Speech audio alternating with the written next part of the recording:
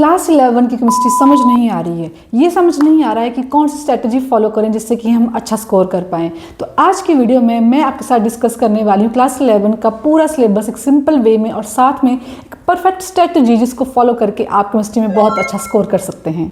सो hello प्यारे बच्चों, welcome back to my channel. I am Shivani Thakur, your guide, mentor, chemistry educator, जो भी आप मानना चाहें आप मान सकते हैं।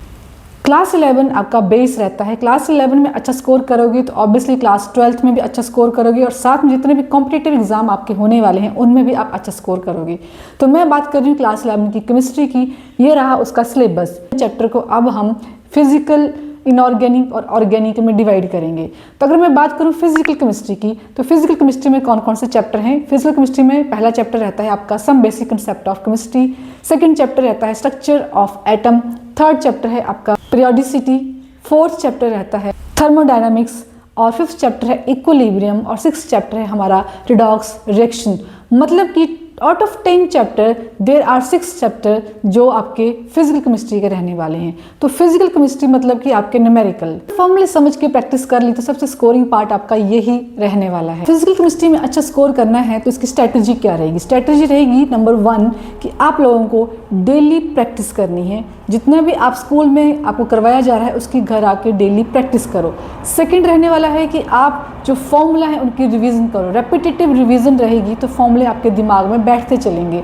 और थर्ड रहेगा कि एनसीईआरटी में जितने भी आपको इन टेक्स्ट क्वेश्चंस दिए हैं, एग्जाम्पल्स दिए हैं, एक्सरसाइजेस दिए हैं, उनको सॉल्व करो। जितने ज़्यादा आप फॉर्मूला बेस्ड क्वेश्चन सॉल्व करते चलोगे फिजिकल केमिस्ट्री आपकी उतनी ही स्कोरिंग होती चलेगी।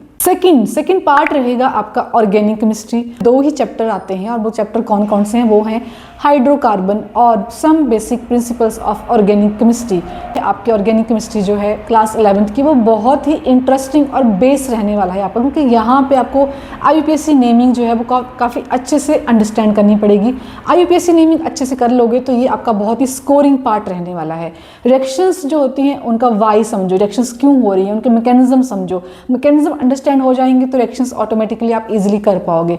एनसीईआरटी में जितने भी आपको यहाँ पे रिएक्शंस दी गई हैं उन रिएक्शंस को अच्छे से लर्न करो। एनसीईआरटी के जो एग्जांपल दिए गए हैं उनको भी देखो कि वहाँ पे किस तरह से रिएक्शंस से क्वेश्चन पुट होते हैं। तो अगर आप रिएक्शंस को अपना स्ट्रॉन्ग बेस बनाओगे और यूपीएससी नेमिंग को स्ट्रॉन्ग बेस बनाओगे, साथ साथ में शॉर्ट नोट्स बनाओगे तो ऑर्गेनिक केमिस्ट्री में आप काफ़ी अच्छा स्कोर कर सकते हैं।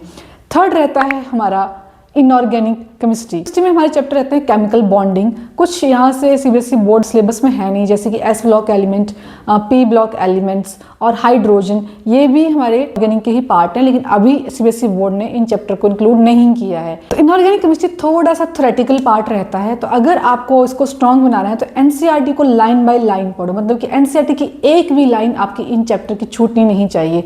अपनी एनसीईआरटी को ही अपना स्ट्रॉन्ग बेस बना लो। एनसीईआरटी ही एक ऐसा आपका मीडियम है जो आपको अच्छा स्कोर करवा सकती है। एनसीईआरटी को जितने अच्छे से रीड करोगे, रेपिटेटिव रिवीजन करोगे, प्रैक्टिस करोगे, I assure that you can easily top in chemistry. सबसे इंपॉर्टेंट पार्ट पे आते हैं कि शुरू कैसे करें। बहुत बड़ा क्वेश्चन रहता है। तो आप लोगों को क्या करना है, जो क्लास में आपकी क्लास टीचर करवा रही है सिलेबस आपका, आप उसको फॉलो करते चलो। क्लास में समझो, क्लास में जो टॉपिक आपको समझ नहीं आया है उसको अपने, अगर आप ट्यूशन ले रहे हैं तो ट्यूशन टीचर से समझो। ट्यूशन नहीं ले सकते हैं तो यूट्यूब पे बहुत सारा कंटेंट अवेलेबल है, आप यूट्यूब पे जाके यूट्यूब की वीडियो से हेल्प लो। जैसे कि मेरे चैनल पे भी आप लोगों को केमिस्ट्री का कंटेंट मिलने वाला है। क्लास 11 मेरे चैनल पे भी शुरू होने वाली है, तो आप वहाँ से भी इसको अंडरस्टैंड कर सकते हैं। अगर आपको यहाँ से नहीं करना है तो जिस भी टीचर का आप लोगों को समझ आता है आप वहाँ से भी कर सकते हैं। तो यूट्यूब की हेल्प लीजिए, यूट्यूब से वीडियो लेक्चर्स देखिए और जितना हो सके उतना एक ही टॉपिक को, एक ही चैप्टर को एटलीस्ट 10 बार रिवाइज करिए। जैसे कि आपका अभी मैं बात करूं तो क्लास 11 में अभी मैक्सिमम स्कूल में फर्स्ट चैप्टर स्टार्ट किया गया होगा, that is some basic concept of chemistry.